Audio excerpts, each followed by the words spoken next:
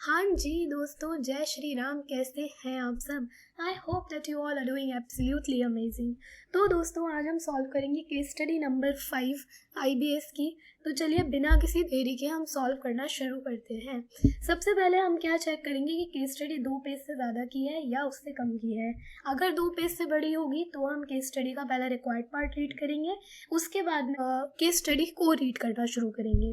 Okay, तो case study हमारी ये 2 पेज से ज़्यादा की है, इसीलिए हम क्या करते हैं, हम सबसे पहले इसके क्वेश्चंस को रीड करते हैं। तो चलिए शुरू करते हैं। फर्स्ट क्वेश्चन क्या पूछा हुआ है दोस्तों, which of the following is responsible for issuing granting of IEC. IEC कौन इशू करता है? डीजीएफटी इशू करता है। तो करेक्ट आंसर क्या हो जाएगा दोस्तों? डीजीएफटी। मतलब केस स्टडी को बिना पढ़े अगर आंसर देना है तो कोई हमसे सीखे। तो करेक्ट आंसर क्या होगा? B answer would be the correct answer. Let's check the answer. Yes, it is correct. Okay. Next question पर आते हैं दोस्तों। नेक्स्ट क्वेश्चन क्या पूछा हुआ है, what should CA Nitin advise to CA Krit to do when the latter is stuck in the revision dilemma of materiality level set earlier. मतलब CA Krit ने कुछ मटेरियलिटी लेवल सेट करे होंगे ऑडिट करते टाइम, अब उनको उन मटेरियलिटी लेवल को चेंज करना है, तो उनको क्या करना पड़ेगा? सीए नितिन ने क्या एडवाइस करा? सबसे पहले ऑडिट स्ट्रैटेजी को मॉडिफाई करो, उसके बाद में ऑडिट प्लान को प्रिपेयर करो स्ट्रैटेजी के हिसाब से। सेकंड, इन्होंने ऑप्शन दिया कि पहले ऑडिट प्लान को प्रिपेयर करो, उसके बाद ओवरऑल ऑडिट स्ट्रैटेजी को चेंज करना in line with the plan. Third option ये बोलते हैं कि प्लान और स्ट्रैटेजी दोनों ही साइमल्टेनियसली मॉडिफाई होंगे।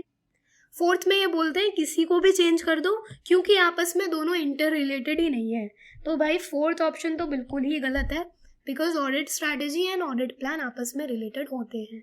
अब दोस्तों, सबसे पहले क्या होता है, सबसे पहले स्ट्रैटेजी तैयार करी जाती है, स्ट्रैटेजी के बेसिस पर प्लान तैयार किया जाता है। तो इसलिए अगर कोई चेंजेस भी करने हैं मटेरियलिटी लेवल में, तो पहले वो स्ट्रैटेजी में चेंज होंगे, उसके बाद में वो प्लान में चेंज होंगे। तो करेक्ट ऑप्शन क्या हो जाएगा? A option would be the correct option. Let's check the answer. ये ऑप्शन बिल्कुल ठीक है। Very good. चलो आगे बढ़ते हैं।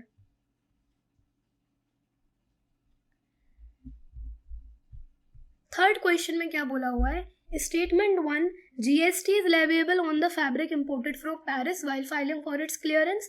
Statement 2, GST is not leviable on the sale made to Panacea private limited.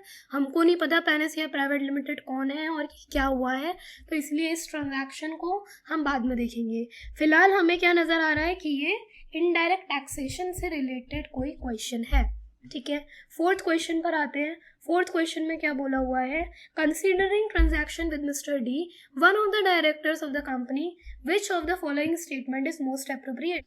Transaction with Mr. D is permissible subject to certain conditions laid down in Companies Act. However, the company is not acting in accordance with law by approaching a valuer referred to in the description. Such a valuer needs registration from the Institute of Actuaries of India to act as valuer. कुछ समझ नहीं आया? कुछ भी समझ नहीं आया? बस हमको ये समझ में आया कि कंपनीज एक्ट से रिलेटेड कोई क्वेश्चन है, कंपनीज एक्ट के डायरेक्टर में से कुछ क्वेश्चन पूछा हुआ है। ओके, इसको छोड़ते हैं, आगे चलते हैं। अगला क्वेश्चन क्या पूछ रहे हैं, ये स्टेटमेंट 1 दिया हुआ है, in case of trade involving B in Greece and C in Singapore, invoicing should not have been done by ABC limited in India. पता नहीं। Value of such shipment has to be included by ABCD Limited in the value of exempt supply for the purpose of reversal of ITC under Rule 42-43। कुछ समझ नहीं आया, लेकिन बस इतना समझ आया कि ये भी IDT से रिलेटेड क्वेश्चन है। ठीक है, आगे बढ़ते हैं। डिस्क्रिप्टिव क्वेश्चन पर हम लोग आए। Provide the accounting treatment with respect to transaction between ABC Limited and PQRS Limited in their respective books of accounts. Also show its impact on consolidated financial statement. Support your answer by journal entries wherever necessary in the books of ABCD Limited. Following additional information is available. Exchange rate दिया हुआ है 1 जनवरी 24 का 83 rupees का, and exchange rate दिया हुआ है 31 मार्च 24 का 85 rupees का। क्वेश्चन की ज़्यादा डिटेल हमारे पास नहीं है, लेकिन जितना क्वेश्चन है उसको देख के हमें समझ में आ रहा है कि एफआर से रिलेटेड क्वेश्चन है। दोस्तों बधाई हो, एफआर का पहला क्वेश्चन आया है आपकी केस स्टडीज पे। अब तक की जितनी भी हमने केस स्टडी सॉल्व करी हैं उसमें से सबसे पहली केस स्टडी है ये केस स्टडी नंबर 5, जिसमें एफआर से रिलेटेड क्वेश्चन है। एंड एफआर के इंड AS 21 का क्वेश्चन है दोस्तों, फॉरेन एक्सचेंज का क्वेश्चन है। अगला क्वेश्चन क्या बोलता है? अगला क्वेश्चन बोल रहा है, as regard transaction with mister D, one of the director state few audit procedures pertaining to transactions to be performed by CA Krit. Discuss probable purpose of such audit procedures also. ठीक है, audit procedures बताने, कोई transaction हुआ होगा उसके बारे में, तो ऑडिट से रिलेटेड क्वेश्चन हो गया। अगला इन्होंने क्या बोला, discuss implication of propose transactions relating to sending of companies merchandise for display in textile fair in Italy. Also discuss under what circumstances goods sold within India can still be categorised as export under GST law and also touch upon taxability of such transaction under such law. ठीक है, इसको भी हम देखेंगे, पहले case study पढ़ लेते हैं उसके बाद में। अभी हम क्या नोट कर लेते हैं कि ये जो क्वेश्चन है ये भी हमारे इनडायरेक्ट टैक्सेशन से रिलेटेड है। मतलब पूरी केस स्टडी में सिर्फ indirect taxation, law, FR and audit के क्वेश्चंस पूछे हैं। मैम 4 सब्जेक्ट से क्वेश्चन पूछती है, आप बोल रहे हो सिर्फ इन सब्जेक्ट से क्वेश्चन पूछे हैं? हद है, मजाक कर रही हो बच्चों, मुझे आप लोगों के ना साथ मजाक करने में बड़ा मजा आता है। चलो केस स्टडी रीड करते हैं। ABCD limited is a textile manufacturing company based at Surat. एक तो हमारे इंस्टीट्यूट को पता नहीं टेक्सटाइल मैन्युफैक्चरिंग से क्या क्या लगाव है। लगातार ये तीसरी केस स्टडी है दोस्तों जिसमें टेक्सटाइल मैन्युफैक्चरिंग का हम धंधा कर रहे हैं। खैर क्या कर सकते हैं। Which enjoys a vintage of more than 50 years of good reputation and business। बिल्कुल ही वाहियात सा मुझे ये प्यारा लग रहा है, जल्दी रीड करते हैं इसको। The company was set up by Amar Dev in 60s। हार में जाने दो, अमर देव ने सेटअप किया, बस ये इंपॉर्टेंट है। इसके बाद में क्या क्या कुछ इंपॉर्टेंट लग रहा है। Mister Rahul Dev, grand mister Dev is managing director of the company. ठीक है, इसके बाद में ही remains in constant touch with CA Nitin Garg. बधाई हो, आपका काम शुरू हो गया है, आप हो हमारे CA। तो राहुल देव किसके टच में रहते हैं? आपके टच में रहते हैं। आप पार्टनर हैं of Nitin Garg and company. आपका जो भी नाम हो उसके आगे एंड कंपनी लगा लेना और आप उसी के पार्टनर हो। Okay, Rahul knows that complexities in business have increased a lot, particularly after advent of GST। ठीक है, and it is imperative to diversify the ever expanding business। बहुत कुछ फालतू की बातें लिखी हुई हैं इस पैरा में भी, यहाँ से आते हैं। GST impacts import and exports too। ठीक है, provision in the GST law seeks to provide a level of playing field to domestic suppliers vis-a-vis international suppliers in case of imports and make exports more competitive। कुछ नहीं है इस para में, हटाओ, अगले para पर आते हैं। ABCD limited wants to expand। पता है जब हम रिक्वायर्ड पार्ट पढ़ लेते हैं ना क्वेश्चंस के, तो हमें यही बेनिफिट होता है कि केस स्टडी रीड करते टाइम ना हमें पता होता है कि हमें इन क्वेश्चंस के आंसर ढूंढते हुए केस स्टडी रीड करनी है। तो जो इररेलेवेंट पैराज उसको हम इग्नोर कर देंगे, उसको हमें इतना इन डेप्थ पढ़ना ही नहीं। ओके, फर्स्ट 2 पैरा बिल्कुल बकवास थे, उसको हमने इग्नोर कर दिया। 3rd पैरा पर आते हैं। ABCD limited wants to expand its business and management has found a suitable site which meets its requirement। The said site is owned by one of the directors of company, that is Mr. D। However, Mr. D was unwilling to sell his prized property to company। The company, however, offers him in exchange a bigger site located in area having commercial potential। ऐसे transactions को क्या बोलते हैं दोस्तों? Non cash transactions with director. And ये transactions section 192 of the companies act में cover होते हैं। ठीक है, आगे पढ़ते हैं क्या बोला हुआ है।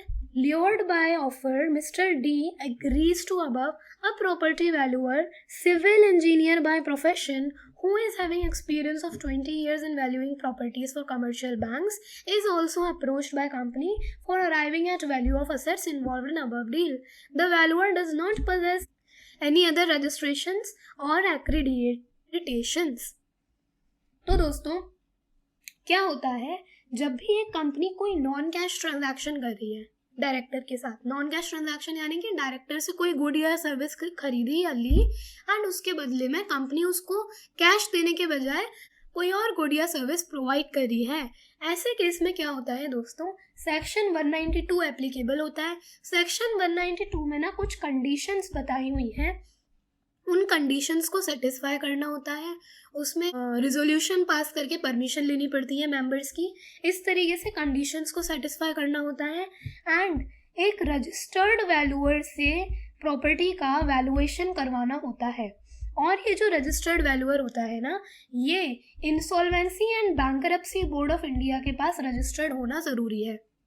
ठीक है, अब इन लोगों ने क्या करवाया, इनका जो वैल्यूअर है ये IBBI के पास रजिस्टर्ड तो है नहीं, ये बस सिविल इंजीनियर है प्रोफेशन से, और इन्होंने बोल दिया कि 20 साल का एक्सपीरियंस है तो हमने उससे वैल्यूएशन करवा ली। बट उनको किससे वैल्यूएशन करवानी चाहिए थी, एक ऐसे वैल्यूअर से जो कि IBBI के पास में रजिस्टर्ड हो। ओके, इससे रिलेटेड एक हमने MCQ पढ़ा था, उसी का आंसर हमें इस वाले पैरा में से मिल जाएगा। ठीक है, आगे बढ़ते हैं। Rahul in order to expand his business also discusses with Nitin on setting up a subsidiary outside India at Paris for specifically carrying out the import-export transactions easily, and soon afterwards Rahul set up a subsidiary at Paris under the name of PQRS Limited। यानी ABCD Limited ने अपनी एक subsidiary बना दी Paris में, जो कि है PQRS Limited। ठीक है, ABCD Limited हो गई होल्डिंग कंपनी, PQRS हो गई सब्सिडरी कंपनी। ओके, अब क्या हो रहा है, यहाँ से मुझे लग रहा है कि आपके उस वाले क्वेश्चन की इन्फॉर्मेशन मिलेगी जो FR से रिलेटेड क्वेश्चन था, तो ध्यान से पढ़ना है इस पैरा को। ABCD Limited is engaged in the business of manufacturing cloth for other textile companies. अरे ठीक है यार, सुन लिया। Now the company will be itself carrying out the import and export transactions without involving any third parties. It employs for IC code. IC code वाले question का answer हमने already दे दिया। Wholly owned subsidiary PQRS engaged है in the business of readymade designer garments. ये भी घाघरा चोली बनाती है। केस स्टडी नंबर 3 में हमने पढ़ा था घाघरा चोली बनाने वाली कंपनी। ठीक है, मजाक कर रही हूँ यार, थोड़ा हंसते हंसते मजे लेकर के पढ़ाई किया करो, इतना मुंह बना के नहीं पढ़ते हैं। Okay, The subsidiary purchases garments and other stuff from its parent company. The demand for garments of PQRS Limited is very high, and hence to cater this shortfall, PQRS also purchases garments from other companies. Purchases are made at competitive prices. During the year 23-24, ABCD Limited ने भी PQRS को €13 लाख के garments cell करे, and इनकी जो cost थी ABCD के लिए वो थी 936 lakhs। ठीक है, मिल गई इन्फॉर्मेशन इंडेस 21 का क्वेश्चन सॉल्व करने की। अब हम फटाफट से इंडेस 21 का क्वेश्चन सॉल्व करेंगे। ओके, पहले चलो केस स्टडी पूरी रीड कर लेते हैं, फिर कर लेंगे सॉल्व। सेल कब हुई थी, सेल हुई थी 1 जनवरी को। एंड ये क्या बोल रहे हैं आगे कि at the year end that is 31 March 2024 all these garments were lying as closing stock with PQRS limited. PQRS के पास में क्लोजिंग स्टॉक पड़ा हुआ है वो सारा का सारा। Euro is the functional currency for PQRS Limited, while Indian rupee is the functional currency for ABCD Limited. Okay. ABCD Limited seeks help from CA Nitin on the following issues. अब GST वाला para शुरू होगा, चलो जी पढ़ते हैं।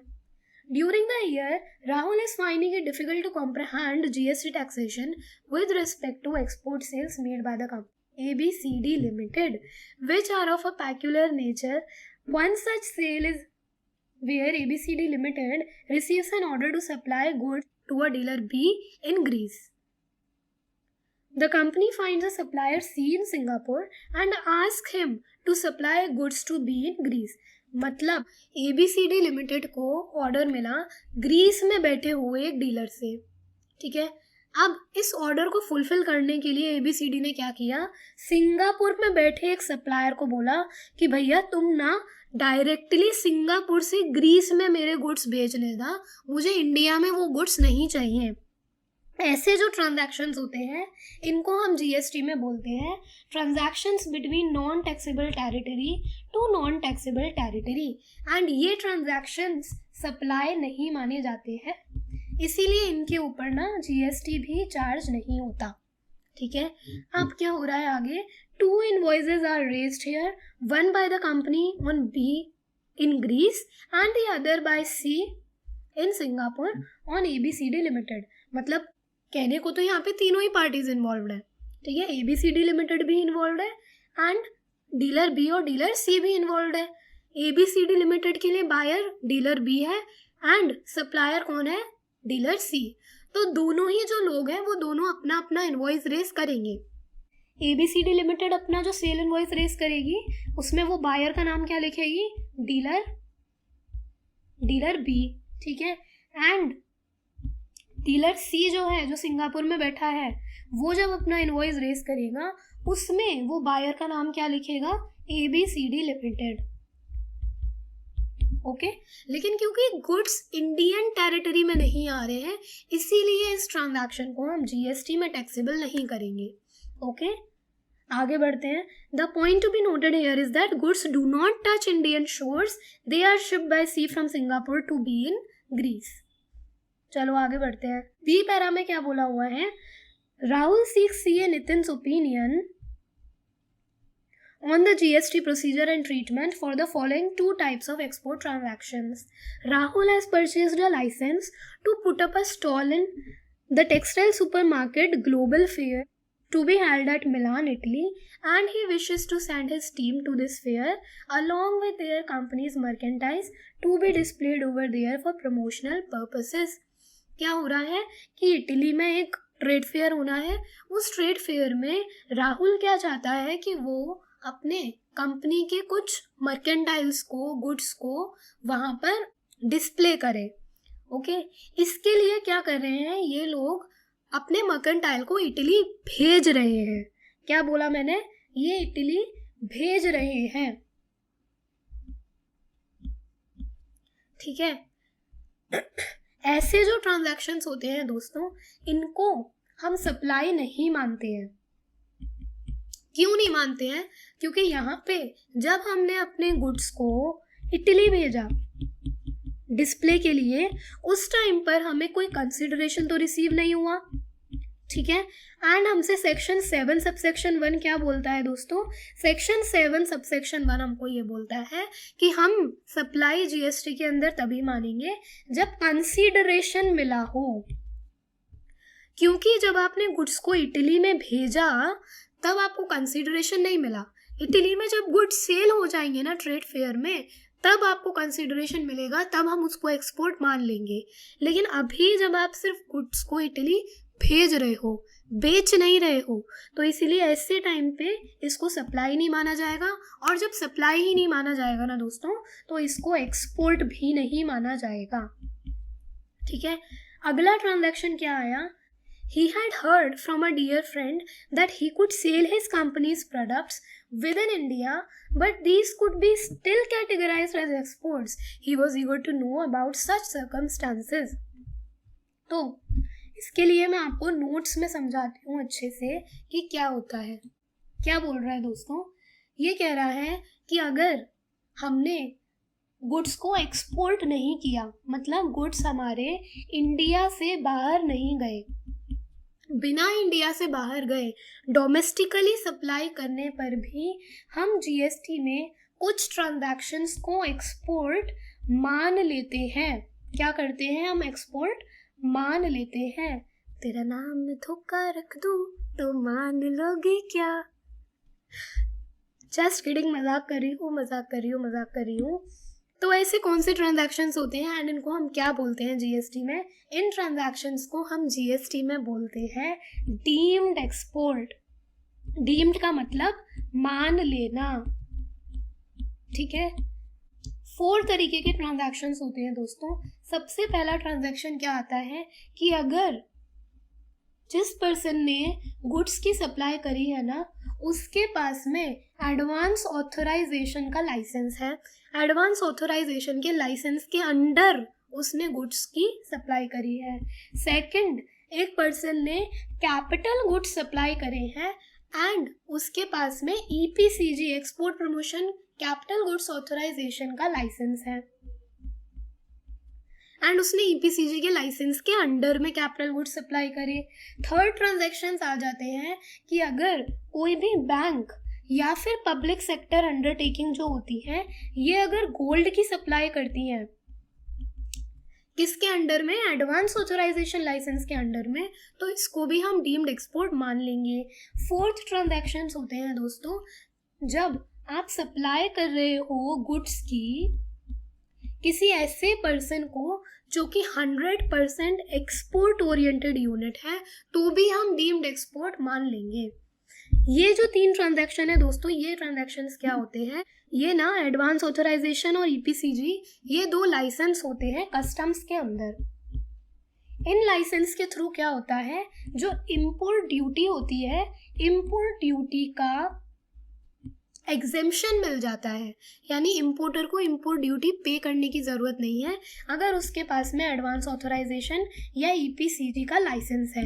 लेकिन शर्त क्या होती है कि इन इंपोर्टर्स को जिनके पास में ये लाइसेंस है, उनको कुछ एक पर्टिकुलर वैल्यू के गुड्स ना एक्सपोर्ट करने होते हैं, या जो भी सप्लाई इन लाइसेंस के अंडर करने को बोली हुई है उस सप्लाई को करना होता है। ठीक है, तो अगर आप उसी सप्लाई को करने के लिए डोमेस्टिकली भी गुड सप्लाई कर रहे हो, तो हम मान लेंगे कि आपने एक्सपोर्ट कर लिया है। ओके, एक्सपोर्ट ओरिएंटेड यूनिट्स क्या होती हैं? ये ऐसी यूनिट होती हैं जो कि अपना जितनी भी सेल होती है वो 100% सेल को एक्सपोर्ट ही करती है, वो डोमेस्टिकली कभी गुड सप्लाई करती ही नहीं।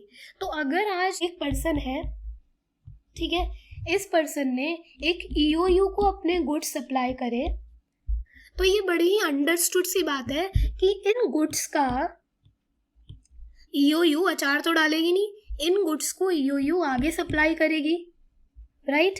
एंड ये जब भी सप्लाई करेगी ये डेफिनेटली एक्सपोर्ट ही करेगी। ठीक है, तो इसीलिए एक्सपोर्ट ओरिएंटेड यूनिट्स को भी अगर कभी कुछ गुड्स सप्लाई करे जाते हैं तो उनको भी हम क्या मानते हैं? उनको भी हम डीम्ड एक्सपोर्ट मान लेते हैं। ठीक है, इसके अलावा एक चीज और सुनो दोस्तों, डीम्ड एक्सपोर्ट को कभी भी हम जो रेगुलर एक्सपोर्ट होता है उसके बराबर नहीं मानते। Regular export is a different thing and deemed export is a different thing.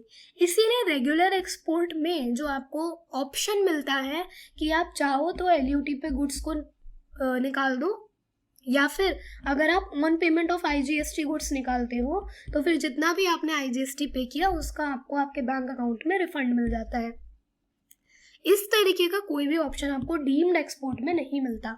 Deemed export के अंदर आपको हमेशा जीएसटी पे करना ही पड़ेगा, लेकिन एक रिलैक्सेशन ये दे दिया जाता है कि जितना भी आपने जीएसटी का पेमेंट किया है इसका आप रिफंड क्लेम कर सकते हो, रिफंड आप क्लेम कर सकते हो। लेकिन रिफंड के केस में भी इन्होंने क्या किया कि रिफंड या तो सप्लायर को मिलेगा या फिर रिसिपिएंट को मिलेगा।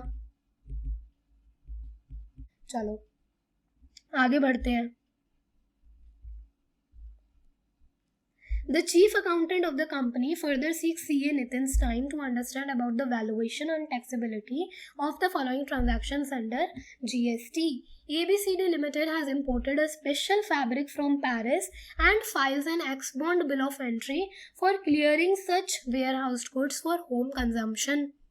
ठीक है, ex-bond bill of entry home consumption की फाइल कर दी ABCD Limited ने, तो इन्होंने यहाँ पे इम्पोर्ट ड्यूटी का पेमेंट भी कर दिया होगा। इसके बाद अगला ट्रांजैक्शन क्या आया? एबीसीडी लिमिटेड ने टेक्सटाइल फैब्रिक इंपोर्ट किया लंदन से और उसको पेनेसिया प्राइवेट लिमिटेड को सेल कर दिया in India itself before the goods are cleared for home consumption. Bill of entry for home consumption file करने से पहले ही एबीसीडी लिमिटेड ने उन गुड्स को पेनेसिया प्राइवेट लिमिटेड को सेल कर दिया।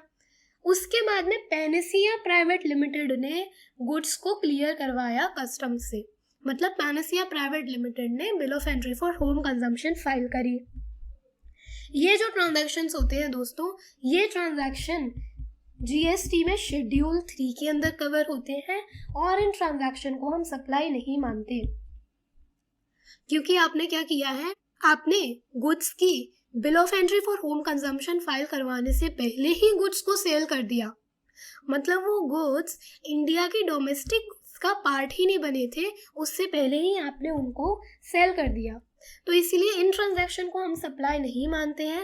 एंड ऐसे केसेस में इंपोर्ट ड्यूटी का पेमेंट भी वो वाला पर्सन करता है जो कि bill of entry for home consumption file करता है। Bill of entry for home consumption Panacea private limited ने फाइल करी है, इसीलिए इंपोर्ट ड्यूटी का पेमेंट भी पैनेसिया प्राइवेट लिमिटेड ही करेगा।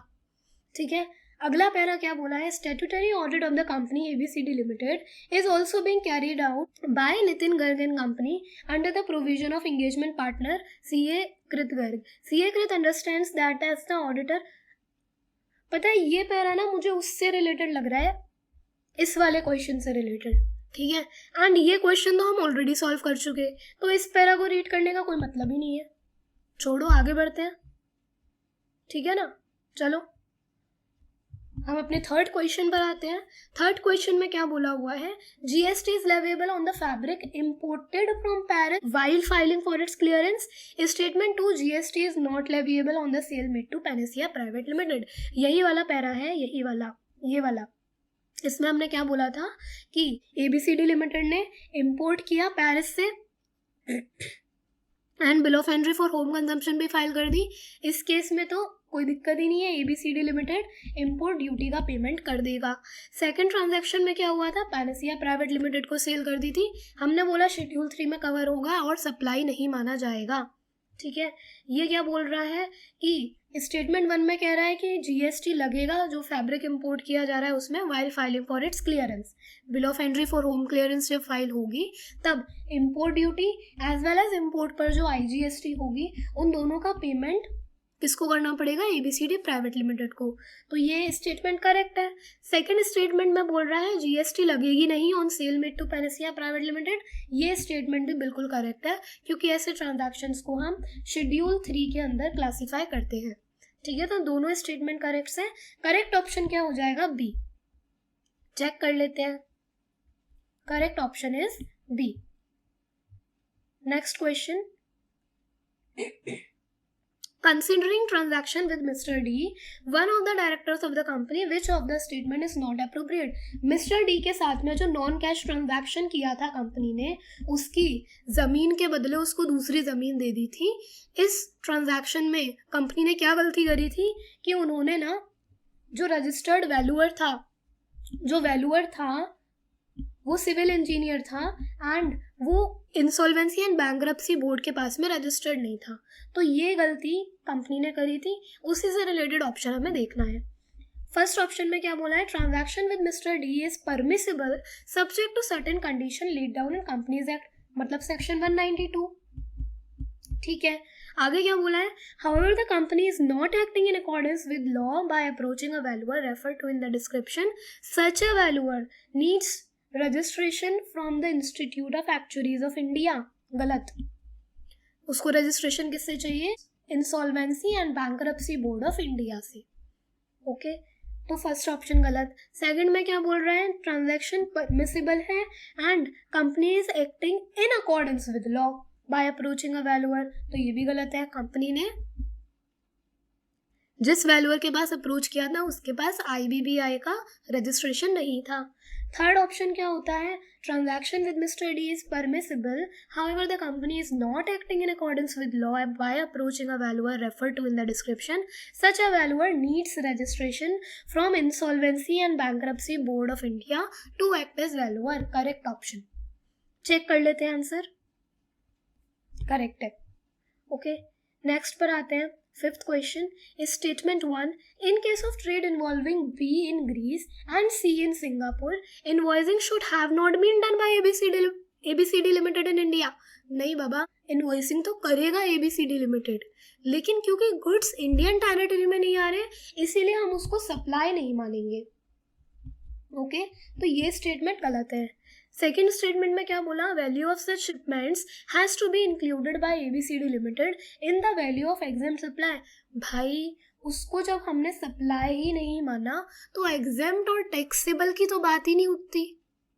जब वो सप्लाई ही नहीं है तो ना वो एग्जेम्प्ट सप्लाई मानी जाएगी ना वो टैक्सेबल सप्लाई मानी जाएगी, तो ये स्टेटमेंट भी गलत है। So both the statements are incorrect. Correct option क्या हुआ? बी।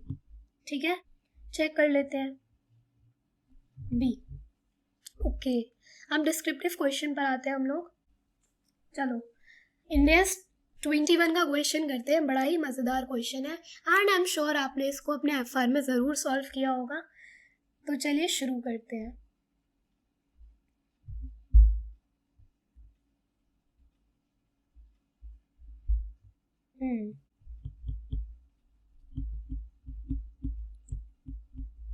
क्या करना है दोस्तों, इसमें ABCD लिमिटेड ने गुड सेल करे PQRS लिमिटेड को। ओके, कितने यूरोस के? यूरो 13 यूरोस के सेंड करे एंड इनकी जो कॉस्ट थी, इनकी कॉस्ट कितनी थी? रुपीज 936 लैक्स। ओके, अब क्या करना है, हमको बतानी है कि ये दोनों कंपनीज अपनी अपनी बुक्स में इस ट्रांजैक्शन की क्या एंट्री करेंगी। तो सबसे पहले हम बात करते हैं ABCD लिमिटेड की। ABCD लिमिटेड दोस्तों क्या एंट्री पास करेगी? ये PQRS लिमिटेड को तो डेबिट करेगी टू सेल्स। कितने रुपए से डेबिट करेगी दोस्तों? 13 यूरोस मल्टीप्लाइड बाय जो भी एक्सचेंज रेट था 1 जनवरी का, एक्सचेंज रेट कितना था? 83। तो मल्टीप्लाई किससे कर देगी वो? 83 से। 13 यूरोज मल्टीप्लाइड बाय 83, कितने रुपए आए? 1079 लैक्स। ओके, ये सेल की एंट्री हो गई। इसके बाद में क्या होगा? 31 मार्च 24 को इंडेक्स 21 हमें क्या बोलता है कि जो भी मॉनिटरी आइटम्स होते हैं उनको हम क्या करते हैं? रीवैल्यूट करते हैं on the basis of the exchange rate available at 31 March 2024। Monetary item हमारा कौन सा है? PQRS लिमिटेड, क्योंकि इससे हमें पैसा मिलना है। ठीक है, अब 1 जनवरी को एक्सचेंज रेट 83 था, लेकिन 31 मार्च को एक्सचेंज रेट कितना हो गया दोस्तों? 85 रुपीज़, यानी 2 रुपये से एक्सचेंज रेट बढ़ गया। तो अब 2 रुपये से हमको पेमेंट भी ज़्यादा मिलेगा। ठीक है, तो हम PQRS को डेबिट कर देंगे। यूरो 13 मल्टीप्लाइड बाय 2 रुपीज़ कितना आया दोस्तों? 26 लैक्स टू एक्सचेंज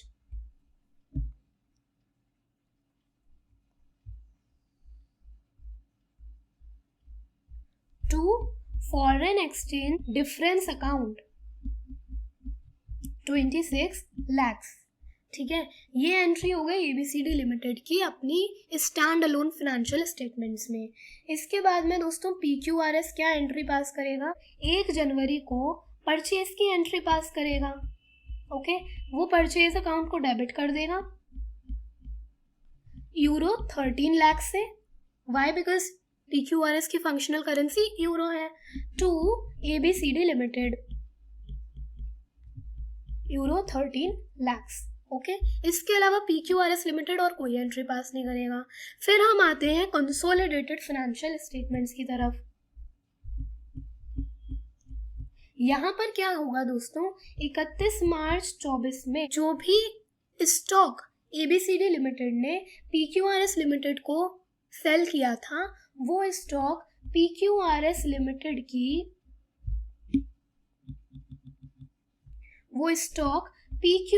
लिमिटेड की बुक्स ऑफ अकाउंट्स में खड़ा हुआ है।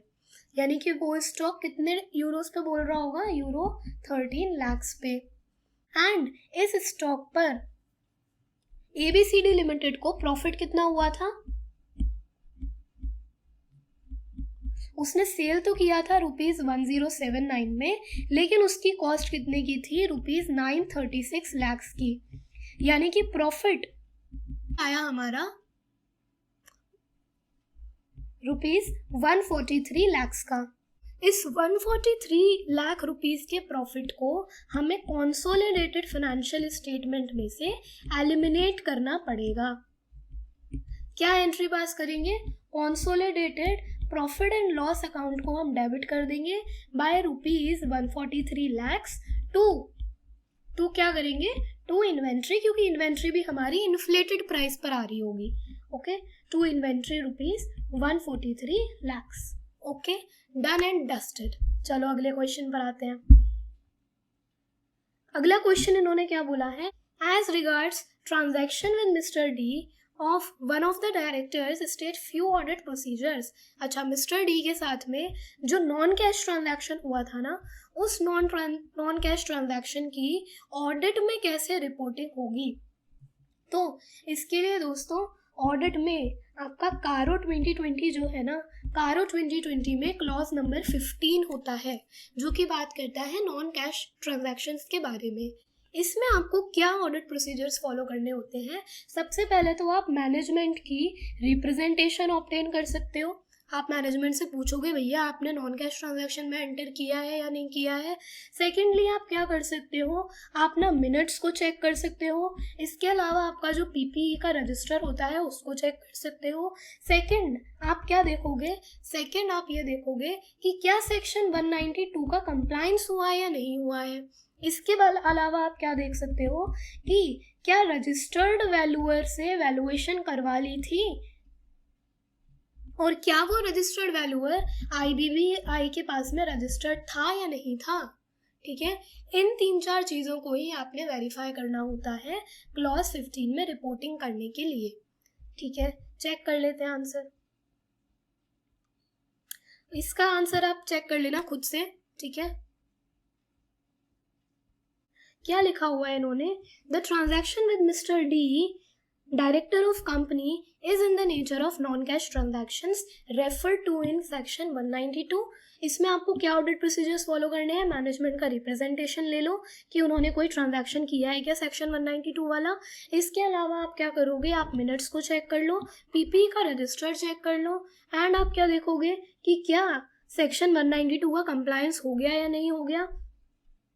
असेट्स की वैल्यूएशन रजिस्टर्ड वैल्यूअर से करवा ली है या नहीं करवा ली है, एंड इसकी रिपोर्टिंग कारो 2020 के क्लॉज 15 के अंदर हम कर देंगे। ठीक है, आगे आते हैं। अगला क्वेश्चन क्या बोला इन्होंने? अगले क्वेश्चन में इन्होंने पूछा कि इन्होंने वो जो टेक्सटाइल फेयर में पार्टिसिपेट किया था ना इटली में, उसके ऊपर क्या इम्प्लीकेशंस होने वाले हैं जीएसटी के। तो हमने ऑलरेडी डिस्कस कर लिया कि उसको हम सप्लाई नहीं मानेंगे। वाई? बिकॉज कंसिडरेशन नहीं मिला है अभी हमको। ओके, इसके बाद इन्होंने कहा कि ऐसे कौन से ट्रांजैक्शन होते हैं जिसमें एक्सपोर्ट करने एक्चुअली में एक्सपोर्ट नहीं हुआ, लेकिन फिर भी डोमेस्टिकली गुड्स अगर हमने सेल किए हैं तब भी हम मान लेंगे कि एक्सपोर्ट हो गया। तो वो भी हमने यहाँ पे अच्छे से डिस्कस कर लिया दोस्तों। ठीक है, आंसर चेक कर लेते हैं एक बार हम। यहाँ पे ये क्या बोल रहे हैं दोस्तों? उन्होंने एक्सपोर्ट को एक्सप्लेन कर दिया कि जीएसटी में एक्सपोर्ट किस तरीके से होता है। 2 तरीके के ऑप्शन होते हैं हमारे पास, या तो आप IGST पे कर दो या फिर आप LUT या बॉन्ड फाइल कर दो। इसके बाद में ये आ गए क्वेश्चन में जो क्वेरी दी हुई है उसकी तरफ। वहाँ पे इन्होंने बोला कि जो ट्रेड फेयर में पार्टिसिपेट किया हुआ है मिलान में, इनके रिस्पेक्ट में एक सर्कुलर इशू किया हुआ है CBIC ने, एंड ऐसे ट्रांजैक्शंस को हम क्या करते हैं? ऐसे ट्रांजैक्शन को हम सप्लाई नहीं मानते हैं। ठीक है, since such activity is not a supply the same can not be considered as zero rated supply as per the provisions contained in section 16 of the IGST act. जब वो सप्लाई ही नहीं है तो एक्सपोर्ट का या एग्जेम्प्टेड सप्लाई होने का तो सवाल ही नहीं उठता है। ठीक है, नेक्स्ट क्वेश्चन का इन्होंने आंसर क्या दिया है कि डीम्ड एक्सपोर्ट जैसी चीज़ वाकई में सेक्शन 147 में होती है CGST एक्ट में। कौन से ऐसे 4 कैटेगरी के सप्लाईज हैं जिनको ये डीम्ड एक्सपोर्ट मानते हैं? Supply of goods by registered person against advance authorisation, supply of capital goods against EPCG license, supply of gold by bank and PSUs against advance authorization, and supply of goods by registered person to an export oriented unit. ठीक है। And ऐसे cases में क्या होता है, refund भी मिल जाता है, लेकिन रिफंड या तो सप्लायर को मिलेगा या तो रिसिपिएंट को मिलेगा, दोनों लोगों को रिफंड नहीं मिल सकता, क्योंकि गवर्नमेंट अपना नुकसान थोड़ी करेगी। ठीक है, गवर्नमेंट अपना दो बार नुकसान थोड़ी ना करेगी। ओके, तो आई होप दैट आप लोगों को ये केस स्टडी समझ में आ गई होगी। बहुत लंबी केस स्टडी है, पर हमने बहुत इसको ब्यूटीफुली कंप्रेस करने की कोशिश करी एंड जल्दी से जल्दी इसको कंप्लीट करने की कोशिश करी है। आई होप कि आपको ये वीडियो पसंद आई होगी, एक्सप्लेनेशन समझ आया होगा। एंड अगर आपको वीडियो पसंद आई हो तो वीडियो को लाइक कर देना, चैनल को सब्सक्राइब ज़रूर कर देना। ओके, पढ़ते रहिए और आगे बढ़ते रहिए। This is CA Himanshi Garg signing off. जय हिंद, जय भारत।